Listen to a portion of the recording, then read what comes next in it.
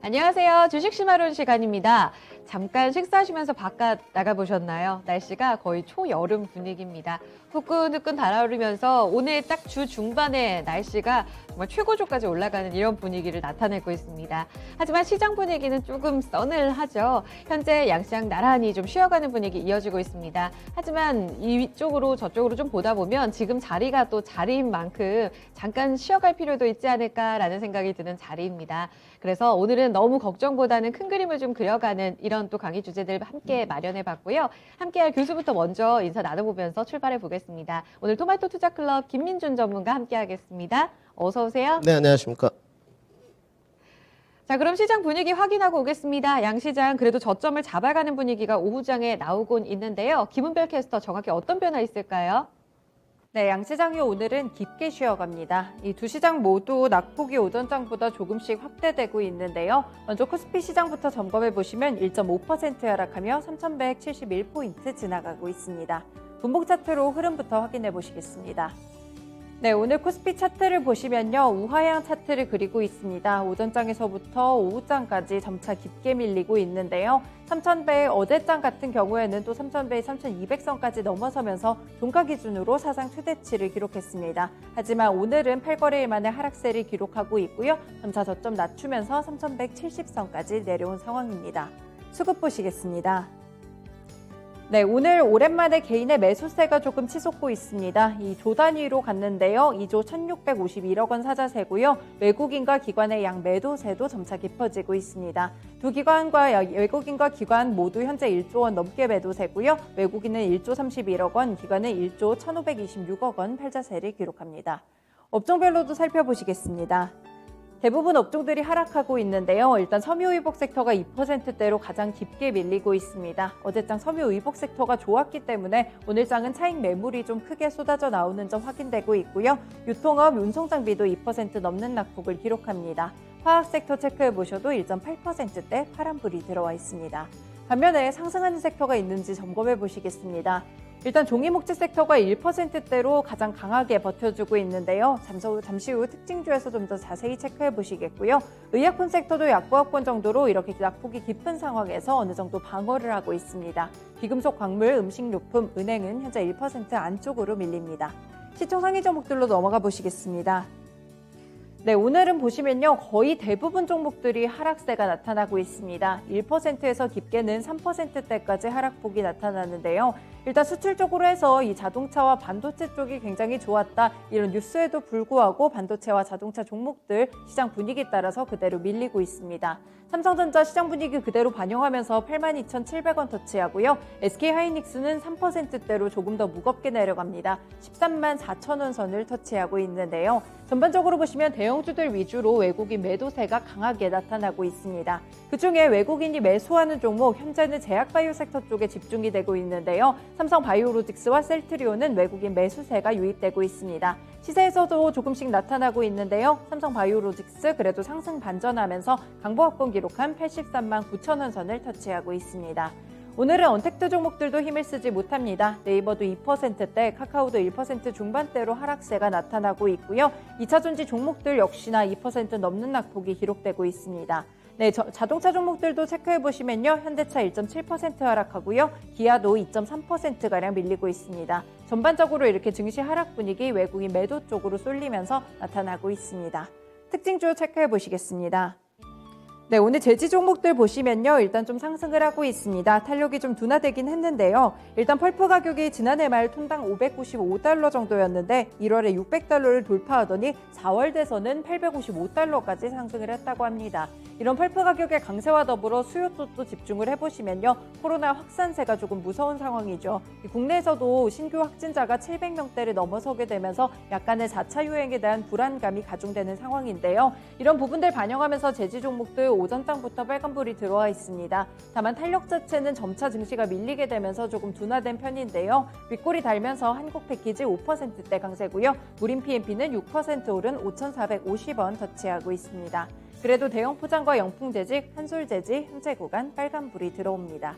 코스닥 시장으로 넘어가 보시겠습니다.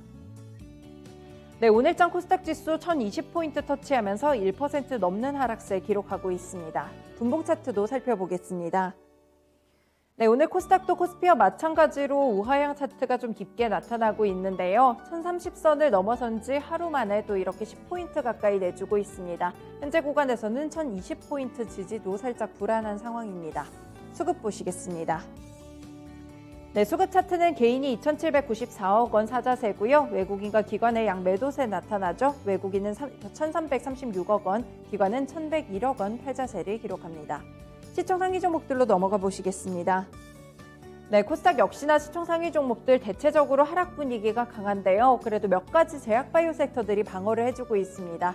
일단 상위 쪽 차트를 보시면 셀트리온 그룹주들 같은 경우에 현재 시젠이 2위로 올라오게 되면서 시총 3위로 셀트리온 제약이 밀리고 있습니다. 셀트리온 헬스케어는 3%대 하락세고요. 시젠 현재 구간 강보합권을 지나갑니다. 20만 9,800원을 터치하는 모습인데요. 이렇게 깊은 조정폭 속에서도 강한 증시의 모습을 보여주고 있습니다. 이쪽 시젠으로는 무상증자 결정이 있었죠. 이 거래 활성화는 물론 주주와 기업 가치 제고 측면에서 굉장히 긍정적이라는 증권가의 평가까지 곁들여지면서 오늘장 이렇게 방어하는 모습이 나타납니다.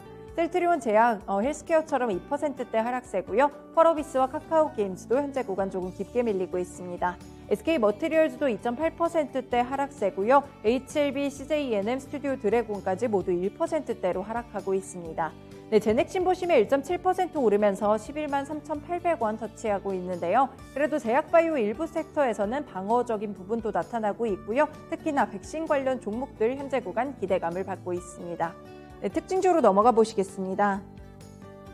네, 오늘장 코스닥에 처음으로 상장한 종목들 보시면요. 급등하고 있습니다. 먼저 해성TPC인데요. 이 모터의 회전력을 조절해서 로봇이나 기계의 승강기의 움직임을 조정하는 부품인 감속기를 이렇게 또 제조하는 기업입니다. 현재 구간 상한가 기록하면서 33,800원 터치하고 있고요. 이삭 엔지니어링도 오늘장 코스닥에 처음 등장했죠. 24% 오르면서 28,600원을 터치하고 있습니다. 이 기업 같은 경우에는 스마트 팩토리 모든 단계를 포괄하는 솔루션을 제공하는 스마트 팩토리 전문 업체라고 보시면 되겠습니다. 네, 그리고 제약바이오 섹터들 일부 종목들도 또 강하게 상승 탄력 뿜어내고 있는데요. 일양약품 보시면 21% 오르면서 43,500원 선 터치하고 있습니다. 아래쪽으로 한국 유니온제약도 9%대 강세고요. 셀리버리는 개별적인 모멘텀까지 보유하고 있습니다. 이 증상 완화 수준을 넘어선 파킨슨병의 치료제를 내놓겠다 이런 포부를 밝히게 되면서 오늘장 5%대 강세고요. 제가 백신 종목들 위주로 또 상승세가 나타난다고 말씀을 드렸는데 SK바이오사이언스도 6%대 강세입니다. 이현제약 현재 구간 4%가량 오릅니다. 지금까지 시장 상황 살펴봤습니다. 강의로 돌아가 보시겠습니다. 네, 어제 역사적 신고가를 써낸 거래소, 유가증권 시장도 확실히 피로감이 좀 나타나는 구간인 것 같습니다. 양시장 깊게 빠지고 있는 분위기 속에 계속해서 좀 저점 잡으려는 시도들 이어지고 있습니다. 잠깐 시장에서 집중하고 있는 이슈를 어떻게 풀어야 될지 강의로 좀 풀어가 보겠습니다. 두 가지 주제 함께 하는데요. 첫 번째 주제부터 확인해 보실까요? 네, 국제 상하이 모터쇼가 19일 개막했습니다. 자동차주 1월 이후로 계속해서 좀 잠들어 있습니다. 제대로 좀 달릴 수 있을까? 이 이벤트에 대한 해석을 좀 들어볼게요. 일단 19일 개막한 상하이 모터쇼. 사실 뭐 코로나 때문에 뭐 모터쇼 여러 가지로 좀 불발되는 경우도 있었고 작년부터 좀 이런 이벤트가 좀 무색해진 건 사실이에요. 그럼에도 불구하고 꽤 이번에는 또 조명이 되고 있는 이벤트입니다. 그 이유에 있어서 이유와 함께 내용과 관전 포인트를 좀 살펴볼까요? 네, 그렇죠. 아무래도 이제 오늘 주제가 시장의 어떤 향배를 가를 수 있는 좀 심도 있는 주제지 않나 좀 생각을 하고요. 일단 뭐 기업적으로 좀 보면 이제 현대차와 삼성전자를 다루는 과정이거든요. 네. 뭐 상하이 모터쇼 뉴스를 통해서 이제 보신 분들이겠지만 뭐 핫한 이벤트도 좀 있었고요. 테슬라 뭐 화재 사건 때문에 그런지 그런 것도 있었고. 근데 상징적인 의미가 좀 상당히 많습니다. 그리고 이제 현대차 주가가 좀 쉬고 있기 때문에 과연 반등의 트리거가 될 수 있을지가 이제 과정 관전 포인트라고 좀 말씀을 드려야 될 것 같고. 네. 일단 상하이 모터쇼에서 제네시스 이제 출시를 했거든요. 네. 뭐 우리나라에 먼저 출시를 하지 않고 이제 외국 쪽에 먼저 출시를 한 경우가 처음입니다. 이제 상징적인 의미가 좀 있다고 봐야 될 것 같고, 이제 제네시스 전기차를 내놨는데 상당히 뭐 인기가 좀 있었습니다. 그리고 이제 아시아에서 가장 큰 시장이 여러분들 아시겠지만 중국 시장이지 않습니까? 여기를 좀 이제 공략을 좀 해보겠다. 요즘 중국에서 이제 몰두하는 부분이, 그래 중국도 마찬가지로 친환경이거든요. 이 친환경 시장 그리고 아시아에서 가장 큰 먹거리 시장에 대해서 공략을 해보겠다는 것이 이제 큰 주된 내용인 것 같고요. 그다음에 이제 중국은 상당히 자국 이기주의가 좀 강한 쪽입니다. 솔직히 말씀드려서 이제 중화인민주의라는 그런 좀 사명 아래 민족주의 성향이 좀 강한 색채가 있는데 결국은 이제 현대 기아차에서 제네시스를 좀 출품하면서 기술력으로 승부를 한번 봐보겠다. 이런 반증인 것 같아요. 지금 왜냐하면 중국 쪽에서도 친환경 배터리 점유율 1위는 캐틀이 있지 않습니까? 근데 분명한 건 완성차 업체들에 대한 중국 제품은 좋지 않습니다. 저도 중국 제품을 차를 타보기는 했거든요. 제 차가 아니지만. 그래요? 네. 어느 브랜드였는지 여쭤봐도 돼요? 브랜드는 제 생각이 안 나는데 가격은 한 2천만 원대였었어요. 근데 그 차량이 SUV였습니다. 근데 상당히 고장이 작고 좋지 않다고 하더라고요. 그래서 완성차 업체들이 좋지 않은데 어쨌든 이제 중국의 보호들은 우리 한국 보호들과는 좀 틀리거든요. 상당히 외국 차들을 많이 선호를 좀 합니다. 그래요? 그 반열에 이제 우리나라로 따지면 제네시스가 프리미엄 차지 않습니까? 그 제네시스를 좀 출품을 시켜서 중국의 어떤 프리미엄 시장 공략을 좀 해보겠다는 반증인 것 같고요. 네. 구도는 지금 보니까 전통 완성차 업체라고 좀 칭해봤고요. 그 다음에 스타트업 자율주행 업체 간의 어떤 경쟁인 것 같습니다. 안에 내부를 좀 보니까 완성차 업체들은 전기차를 좀 내놨고요. 네. 지금 이제 실생활에 적용이 되는 쪽이죠. 앞으로 한 3년, 4년. 그 다음에 아직은 좀 먼 시기인 스타트업들은 자율주행차를 꺼내놨어요. 지금 전 세계적으로 지금 5단계까지 해당 사항이 있는 데는 없습니다. 어느 국가도 없고. 미국이 이제 지금 3단계에서 4단계에 넘어가는 주마다 좀 법률이 틀린 쪽이고 네. 우리나라는 뭐 시청자 여러분들 잘 아시겠지만 1, 2단계 이제 수준이고요. 이제 법안이 만들어진 쪽입니다. 과연 어느 쪽을 좀 선호할 것인가? 뭐 아직까지는 전기차 시장이다. 이렇게 좀 정리를 해야 될 것 같습니다. 사실 이런 모터쇼가 중요한 이유도 미래차를 지금 완성차 업계들 혹은 글로벌 IT 빅테크 업계들이 어떻게 그려가고 있는가 그런 힌트가 되는 자리잖아요. 그런 측면에서 보면 스타트업 기업들이 저마다 자율주행차 시장에 좀 눈독을 들이고 있다라는 것도 큰 키워드가 될 것 같아요. 친환경 그리고 자율주행 여전히 여기에 좀 포커스를 맞춘 자리였다라는 말씀을 해주셨습니다. 길게 좀 개막 이후에도 계속 이벤트가 진행되는 만큼 이 부분은 체크를 해봐야 될 텐데 말씀하셨던 포인트에 중요한 내용이 있었던 것 같아요. 현대차가 G80과 함께 제네시스 G80의 전동화 모델을 이 자리에서 공개를 처음으로 했습니다. 확실히 중국을 공략하겠다라는 의미로 받아들이면 되는 걸까요? 네, 그렇죠. 이제 결국은 뒤에 좀 다룰 부분인데 지금 현대차는 상당히 분석치가 좀 심도 있게 해야 되는 측면입니다. 일단 현대차가 작년에 주가가 올라갔던 이유는 네. 일단 자동차도 민감주거든요. 가장 큰 민감주라고 봐야 되겠죠.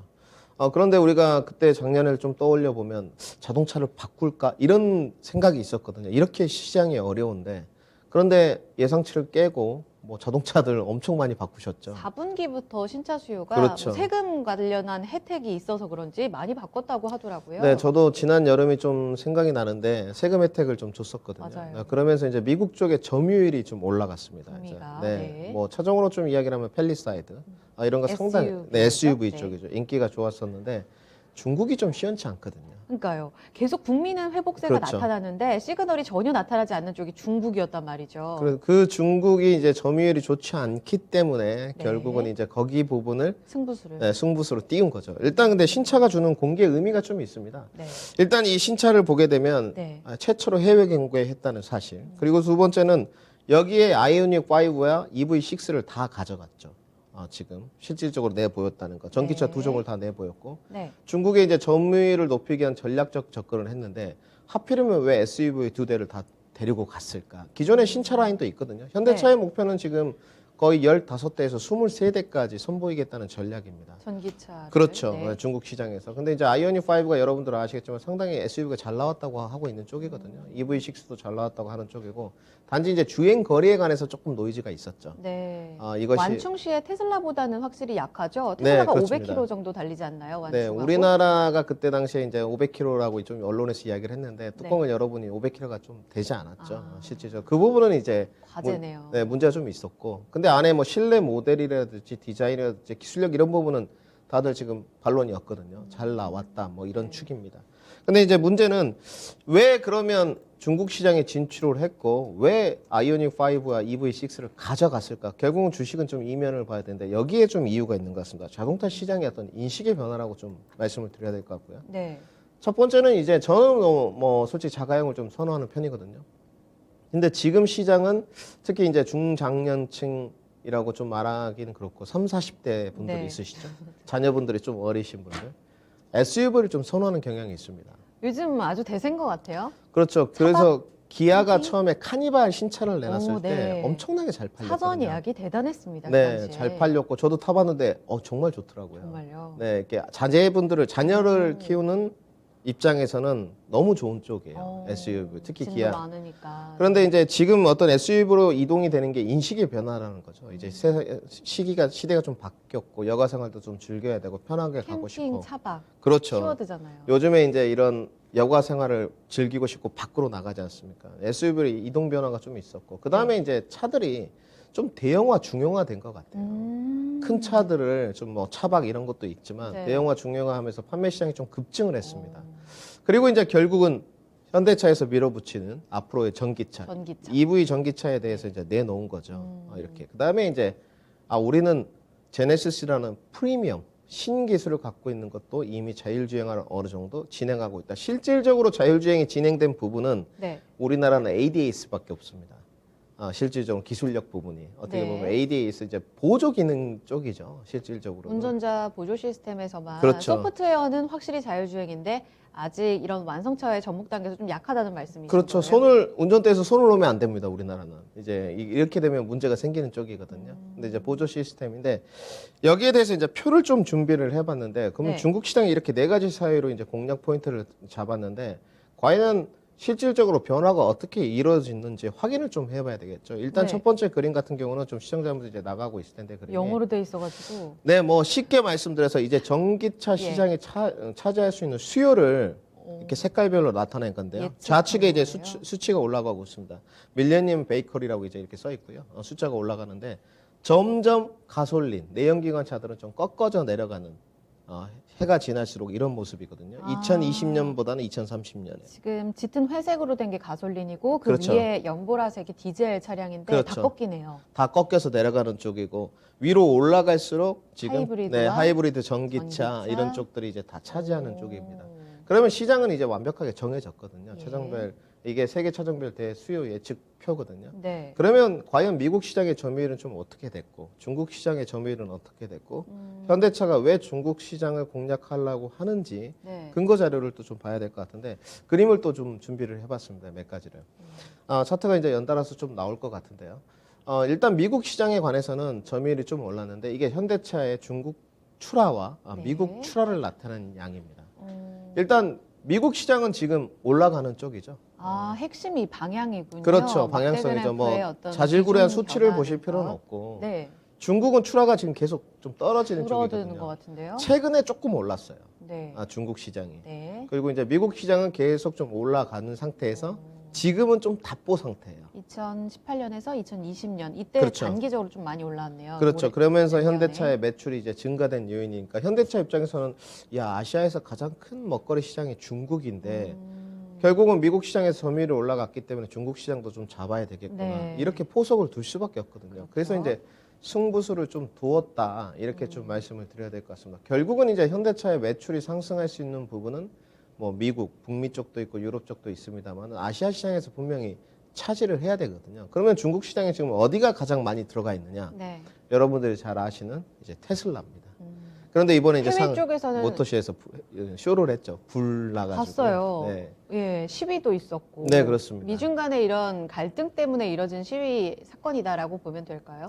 그거는 아니고 이제 자체적으로 그 차에 이제 화재가 나고 브레이크 시설이 이제 들어듣지 않아서 그 여성분의 이제 아버님이 교통사고를 나셨거든요. 그래서 그 여성분이 이제 테슬라 차에 올라가서 좀 항의를 하는 네네. 그런 이제 뭐 퍼포먼스가 좀 있었습니다. 이제 근데 결국은 이제 그만큼 중국 시장에서 테슬라 차를 많이 탄다는 것이죠.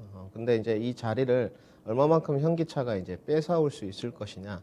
그리고 이제 아이오닉 5나 EV6, 제네시스 G80까지, GV80까지 얼마나 이제 먹힐 거냐가 앞으로 향후 매출의 추이를 좀 가늠하는 잣대가 되지 않을까 이렇게 좀 생각을 하고 있습니다. 실제로 제가 그 뉴스를 보면서 미중 간의 갈등이 이번 상하이 모터쇼에서 어떻게 보면 현대차가 조금만 반응이 좋더라도 이런 반미 감정에 대한 반사수에도 볼 수 있지 않을까? 이런 생각도 해봤거든요. 아무래도 이제 일론 머스크의 어떤 행보가 가장 중요한 것 같아요. 아, 어떻게 또 처리를 하느냐가 중요하다고 이제 보세요? 우리가 쉽게 말씀드려서 이제 일론 머스크에 대해서 천재 아니면 돌 플러스 아이다. 뭐 이런 이야기를 좀 하곤 하는데요. 뭐 지금 스페이스X 우주항공도 박차를 가하고 있고 예. 천재인 것 같아요. 그런데 이제 친중 성향을 좀 띠고 있거든요. 그렇습니까? 그렇죠. 미국 정부와는 좀 색채가 다른 쪽이에요. 오. 전체적인 거시적인 관점에서 보자면 조 바이든도 지금 트럼프와는 변함이 없습니다. 기조는. 네. 미중무역 분쟁 갈등까지는 아니지만 중국 뭐 대중국 기조가 바뀌진 않았거든요. 일론 머스크는 약간 친중 정책을 펴는 것 같아요. 결국 뭐 사업 수완이 좋다고 좀 칭해야 될 것 같은데 네. 이번에 상하이 모터쇼에서는 아주 조용히 좀 지나갔습니다. 한 구석에 이제 부스를 좀 마련하고 네. 그렇게 화려하게 하지도 않고 결국은 이제 미국의 자국의 눈치도 좀 보였을 것이고 어떤 대외 기조 변화가 살짝 좀 있지 않나 이렇게 좀 생각을 하고 있습니다.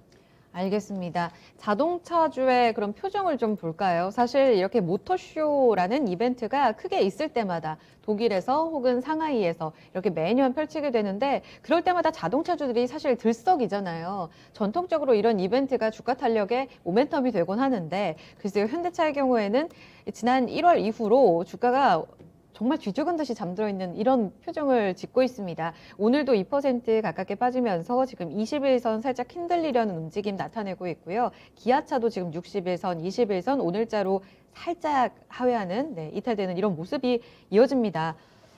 반등의 모멘텀이 아직 물론 이제 끝나지 않았기 때문에 폐막하지 않았기 때문에 추가적으로 나온 뉴스들에 좀 반등을 할 수 있을까? 그러니까 상하이 모터쇼가 결국은 자동차주를 좀 끌어올릴 수 있을까에 대해서는 어떻게 보세요?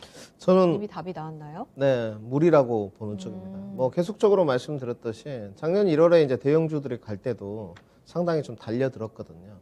트레이더들이 이제 달려들었는데 그때도 제가 좀 말렸었어요, 분명히. 이거는 아니다. 주식시장에 이런 변화가 일어난 것이라면 따르겠다, 전문가로서. 하지만 이 부분은 분명히 아니다. 경고성 메시지 누누이 보냈고 지금도 대형주 퍼포먼스 쪽은 안 좋다고 보는 쪽이거든요. 네. 그 첫 번째 근거 사유가 연초에 무리했습니다. 그럼 무리했던 이유가 뭐예요? 애플카 모멘텀이었죠. 아, 그걸로 이벤트로 너무 너무 무리를 달려서. 했고 그다음에 이제 기간을 한 달 공시를 줬지 않습니까? 예. 그 동안에 이제 주가가 다 튀었고 어떤 그 주주들의 희망 고문을 한 상태에서 결국은 대주주들은 다 팔았었거든요. 네. 이제 주식병 소유자 변동수가 나오면서 뚜껑을 열어보니 임원진들은 다 팔고 지금 수사 중입니다. 지금 현대차는 임원들. 수급 관련 이슈도 그럼 주가를 좀 발목 잡고 있다고 볼 수 있겠네요. 뭐 아무래도 이제 그쪽 내부 정보니까 제가 잘은 알지 못하겠습니다만은 금감원에서 지금 조사를 하는 것으로 알고 있고요, 정확하게. 그 다음에 이제 이 애플카 모멘텀 플레이가 이루어졌는데 결국은 안 됐죠. 이 노이즈가 이제 식혀가는 국면인데, 네. 그럼 노이즈가 이제 좀 식었는데 제거가 되었는데 여기서 이제 반등 트리거를 쏠 수 있는 모멘텀이 있어야 되지 않습니까? 근데 그것이 지금 부재한 상황이라는 거죠. 그렇다면 미국의 점유율이 계속적으로 올라가고 있냐? 그 부분도 아니고. 그러면 중국 시장의 점유율이 올라가거나 살짝 올라가고는 있습니다만은 박차를 가하기 위해서 이번에 상하이 모터쇼에 이제 나간 쪽이죠. 네. 결국은 중국 쪽에서 이제 상승하는 해외 매출 점유율이 올라가고 있는데 이제 이 성과가 부분이 나와줘야 되네요. 미확인됐죠. 이 아직 부분이 이제 없으니까. 뭐 매출에 좀 반영이 되려면 시기가 좀 지나야 되겠죠. 네. 2분기라든지 3분기라든지. 그리고 이제 최근에 또 미국 시장은 점유율이 약간 답보 상태입니다. 네. 뭐 많이 떨어진 쪽은 아닌데 답보 상태고. 아까 보여주신 것처럼 정체되어 있고. 네, 그렇죠. 그러면 이제 단기간 반등하기는 호재성 모멘텀이 없다고 좀 봐야 되겠죠. 뭐 이런 애플카 같은 특별한 어떤 모멘텀이 나오지 않는 쪽은 어렵다고 봐야 될 것 같고. 그다음에 요즘에 현대차 수급 동태도 좋지 않거든요. 밸류에이션은 문제가 없습니다. 특히나 현대모비스 쪽은 주가가 지금도 싼 쪽이에요. 그런데 결국은 주식에서 가장 뭐 여러 가지 요소가 있겠습니다만은 저 김민준이 보는 요소는 일단 모멘텀이 붙어 있어야 되거든요. 근데 지금 그 부분이 부재하기 때문에 좀 어렵다고 봐야 될 것 같고. 네. 그러면 장기적인 관점에서는 완전히 어떻느냐? 저는 장기적인 관점에서는 아직도 좀 우호적이고 좋다. 이렇게 좀 말씀을 드리겠습니다. 어려운데요. 보유하고 계신 분들이라면 사실 이렇게 석 달째 쉬고 있는 주가가 정말 너무 답답할 것 같아요. 상대적으로 중소형주의 퍼포먼스가 특히 이 기간에 너무 좋았기 때문에, 최근까지 너무 좋았기 때문에 상대적인 박탈감이 좀 들 수 있잖아요. 들고 계신 분들이라면 지금 자리는 그대로 홀딩하는 게 맞는지도 궁금하고, 또 더불어서 아직 현대차의 이제 주주로서 예비 주주가 되실 분들, 신규 공략을 좀 노리고 계신 분들도 충분히 좀 접근할 수 있는 위치 아닐까라는 생각도 들어서 장기적으로 봤을 때 현대차 그룹주 더불어 자동차 부품주들에 대한 전략을 어떻게 세워볼까요? 자, 이거죠.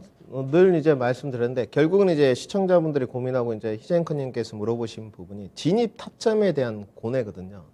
솔직히 내가 주식을 사고 나서 떨어지면 좀 기분 나쁘다 이런 쪽이거든요. 그리고 주가가 좀 밀리면 아쉽다는 측면이에요. 이제 주식의 본질은 뭐 내리고 오르는 것은 당연한 일이긴 한데 제가 그래서 늘 말씀드렸습니다. 그 공매도가 오기 전까지 성장 주도주 쪽은 기회가 있을 것이다. 그렇기 때문에 이제 호흡 템포를 어디까지 하느냐. 그리고 내가 어느 시기부터 진입 타점을 잡아가면서 할 것이냐. 그러면 각각의 이제 처한 상황이 틀리기 때문에 기간의 문제거든요. 그래서 매번 말씀을 드렸어요. 투자 철학이라든지 기간을 좀 확립해라.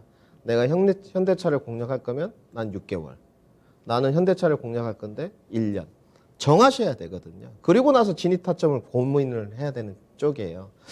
그런데 이제 이 현대차를 지금 보게 되면 지금은 좀 아니라고 저는 보는 쪽이에요. 아까 말씀하신 대로 중국의 시그널이 부족해서인 건가요? 그렇죠. 점유율 모멘텀 측면이 올라가고는 있지만 전혀 확인되지가 않았고 네. 호재성 모멘텀이 붙어 있지가 않습니다. 없고, 네. 상하이 모터쇼로는 약하다는 거예요. 그러니까 아마 시청자분들이나 아마 또 기관 쪽, 외인 쪽은 확인하고 싶어 할 거예요.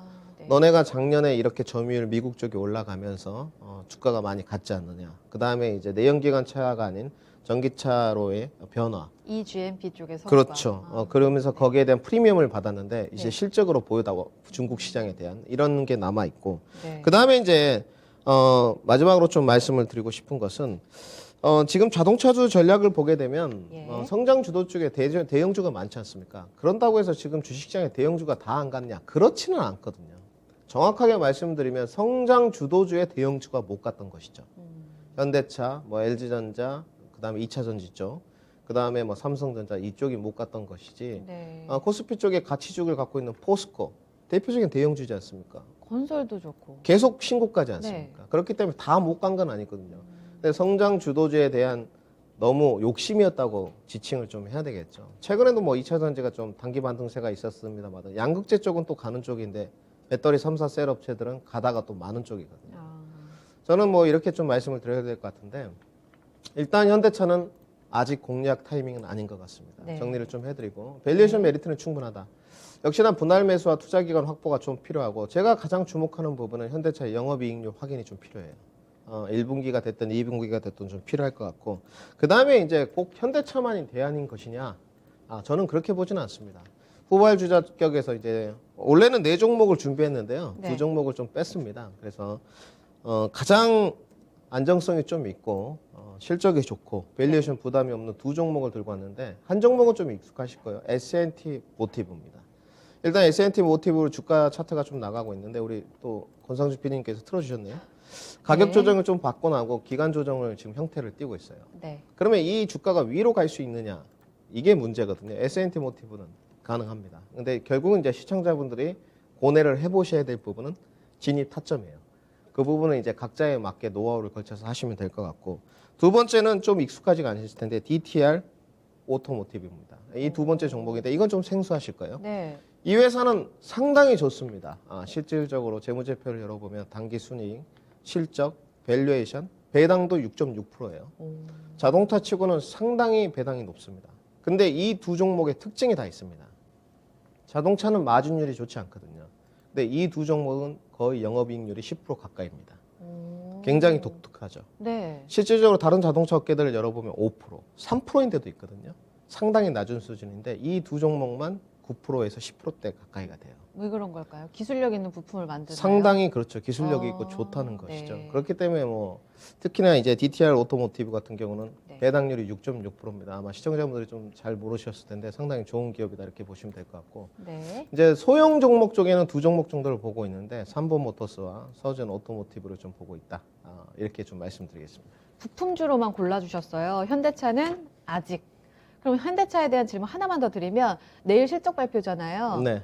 2시에 이제 발표가 될 텐데 여기에서 만약에 중국 쪽에 유의미한 뭔가 실적에 있어서의 성과가 나온다거나 컨퍼런스 콜에서의 뭔가 긍정적인 코멘트가 나올 경우에는 반등을 좀 잡아가는 포인트는 될 수 있다고 보시나요?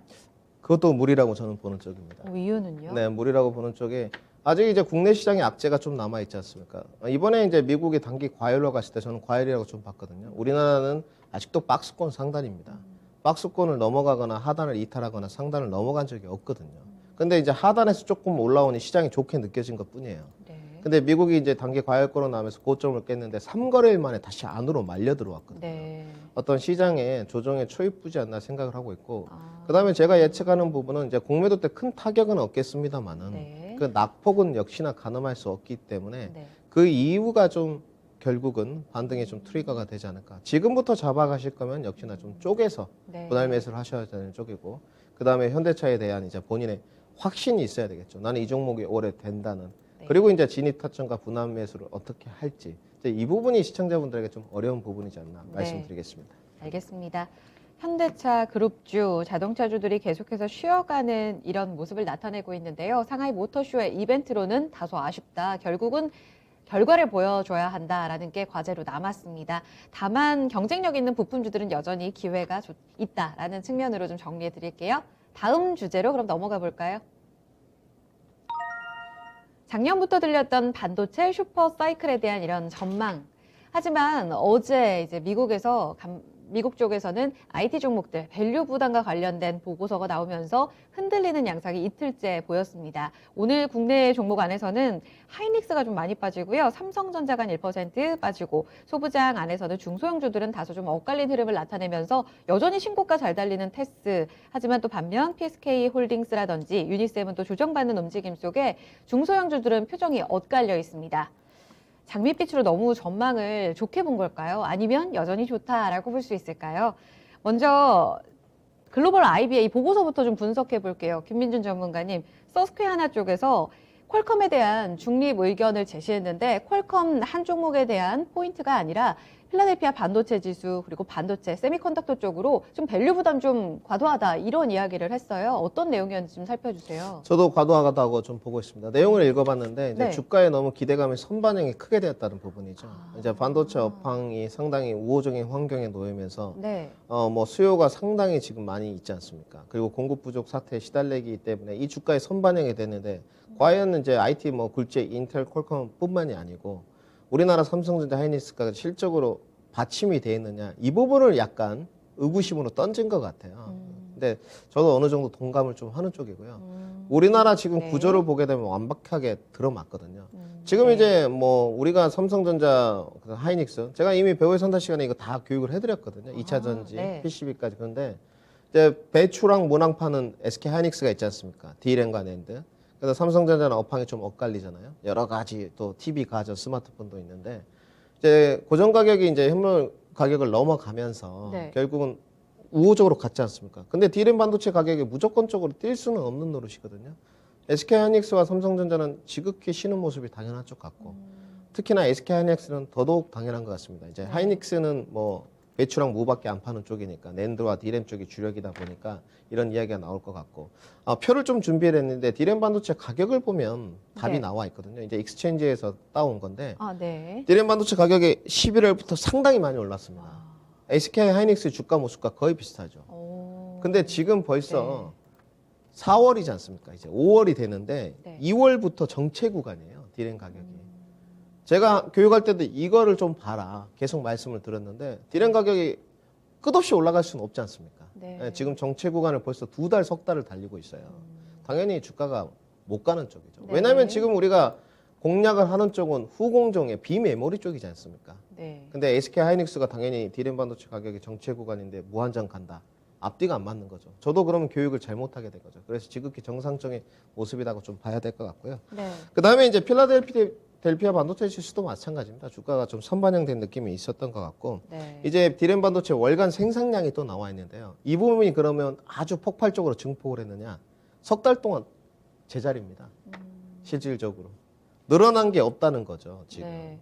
이거는 어떻게 해석해야 되는 이제 거예요? 월간 변동량을 나타낸 건데요. 이 부분이 네. 실질적으로 지금 수요가 상당히 늘어났지 않습니까? 네. 그러면 D램 반도체 쪽은 공급이 부족 사태가 아니거든요. 아, 공급 부족 사태는 지금 차량용 반도체, 시스템 네네. 반도체, 비메모리 쪽이거든요. 네. 충분히 찍어낼 수 있는데 수요가 올라가진 않았다는 거죠. 디램 아. 가격이. 그래서 정체 단계에 계속 가고 있는. 네. 아까 디램 반도체 가격과 거의 딱 일치가 되는 모습 쪽이죠. 네네. 그래서 대형주 1월부터 그대로네요. 그럼. 그렇죠. 이런 동일하게. 그래서 대형주보다는 중소형주다. 이제 이런 답변이 네. 나오게 되는 것이죠. 오늘 실질적으로 시장을 보게 되면 네. PMIC와 DDI 쪽은 괜찮거든요.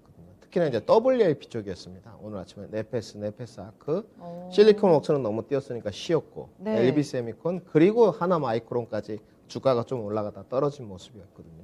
그래서 이쪽은 뭐 되는 섹터인데 이제 향후 움직임은 좀 지켜봐야 될 것 같습니다. 그러면 작년부터 얘기했던 반도체 슈퍼사이클은 올해 오는 게 맞습니까? 사실 이 조금 시기에 있어서 구체적인 전망이 나오지 않았는데 오늘 보니까 트렌드포스트 쪽에서 전망을 내놨는데 디램 가격 2분기에도 1분기 대비 급등할 거다. 그래서 반도체 슈퍼사이클 우리가 예상한 것보다 좀 더 빨리 올 겁니다. 이런 전망 보고서를 내놨더라고요. 말씀하신 내용이라면 지금 정체 구간이지만 2분기에 튀어오르고 결국은 슈퍼사이클이 조금 더 빨리 올 수 있다는 데에서는 변함이 없는 건 맞는지 체크하고 갈게요. 이제 뭐 우리가 차트를 보자면 아까 차트 나왔지 않습니까? 거기서 한 단계 더 간다는 소리거든요. 이제 그분들은 그렇게 예측을 하는 건데 저도 디램 이제 스팟 가격이요. 네, 어느 정도 동의는 좀 한다고 네. 보고 있고요. 이제 삼성전자랑 SK하이닉스의 장기적인 업황은 문제가 없습니다. 근데 우리가 공략하는 쪽은 디램 쪽은 아니거든요. 기대치가 큰 쪽은 후공정 비메모리 쪽이고 이쪽에 삼성전자가 큰 투자를 할 것이다. 아직까지 투자가 결정된 부분은 없습니다. 대략적인 금액만 나와 있는데 지금 슈퍼 사이클에 대한 전망치를 근거를 좀 돼야 되겠죠. 반도체는 일단 수출 증가세입니다. 네. 제가 표를 좀 오늘 준비했는데 발표됐죠 또. YOY를 좀 보셔야 될 것 같은데 삼성전자 일단 파운드리에 대한 실적 증가가 필요한데 이제 표가 나가고 있거든요. 이제 네. YOY를 좀 보시게 되면 반도체 수출은 상당히 좋은 모습입니다. 그렇죠. 2017년을 고점을 끝으로 이때 후반기 때 SK하이닉스죠. 주가가 최정점에 있을 때 네. 내리막길을 4년 동안 타고 2020년에 올라오다가 코로나 맞고 다시 지금 올라가는 쪽이거든요. 이 차트가 증명을 해주는 것 같아요. YOY가 계속적으로 지금 추세가 올라가고 있는 쪽이고 그래서 문제는 없어요. 네. 이쪽은. 근데 결국은 왜 삼성전자 못 가느냐?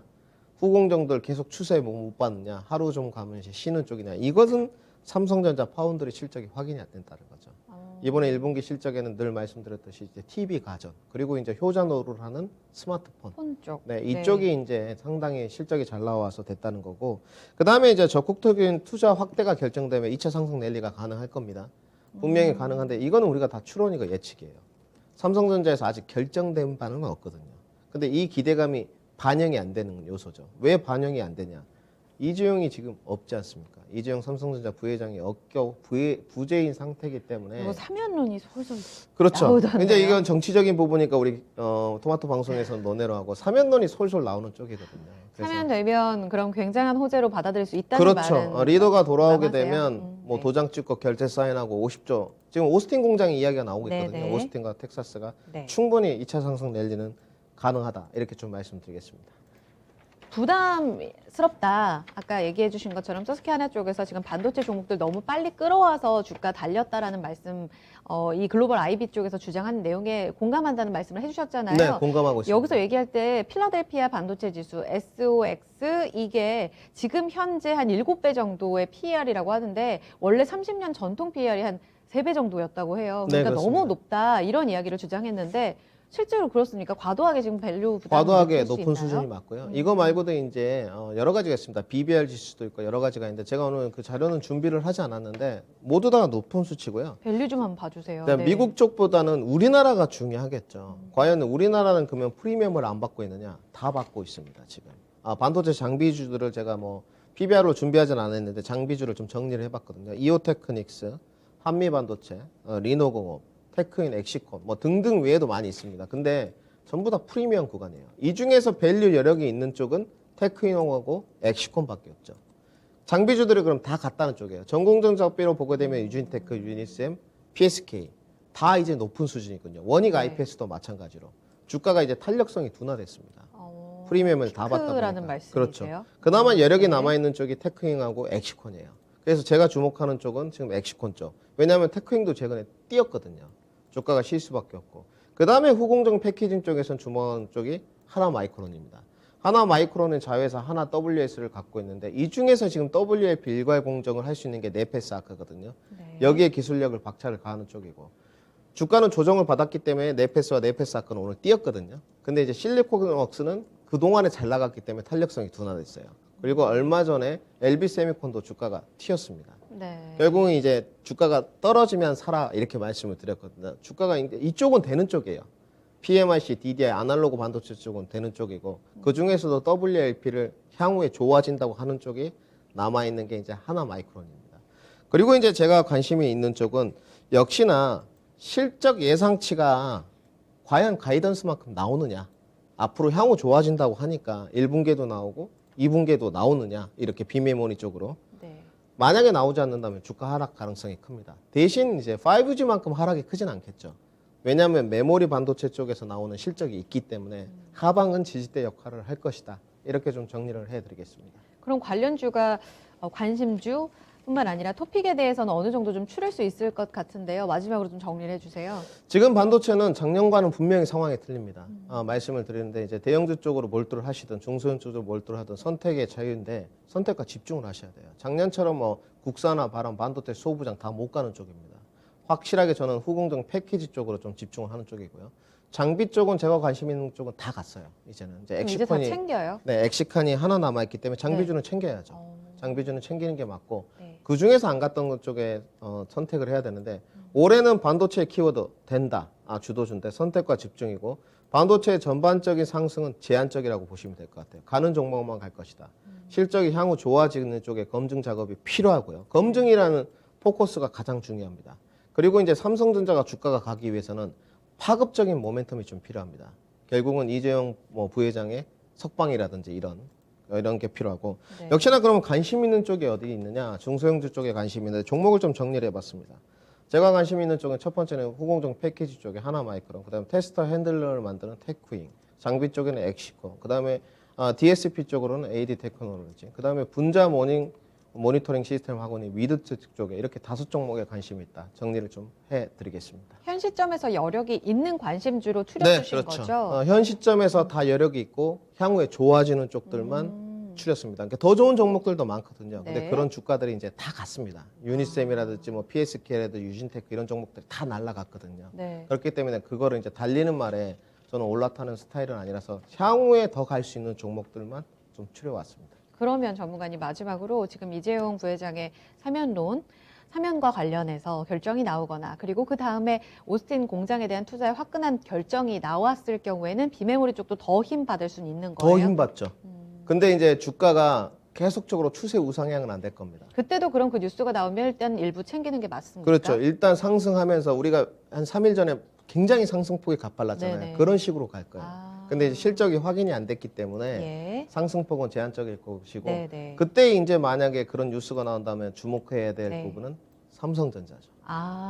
그때부터는 주목을 삼성전자 쪽으로 조금 선회하시는 것도 나쁘지 않은 전략입니다. 알겠습니다. 종목들 계좌 안에 좀 하나쯤은 갖고 계신가요? 관심주까지 해서 두 번째 IT 쪽의 전략까지 세워드렸습니다. 큰 그림 가져가실 때 이런 뉴스들 잘 챙겨주셔야 될 것 같아요. 강의 마무리 짓겠습니다. 김민준 전문가님 잘 들었습니다. 감사합니다. 네, 주식시마론 저희가 준비한 내용 여기까지입니다. 오늘도 투자 판단에 도움될 수 있는 강의 내용들 전해드렸고요. 이 내용은 특정 종목의 상승 하락을 보장하지 않습니다. 강의 내용 내공으로 잘 채워주시고 내일도 2시에 함께 하겠습니다.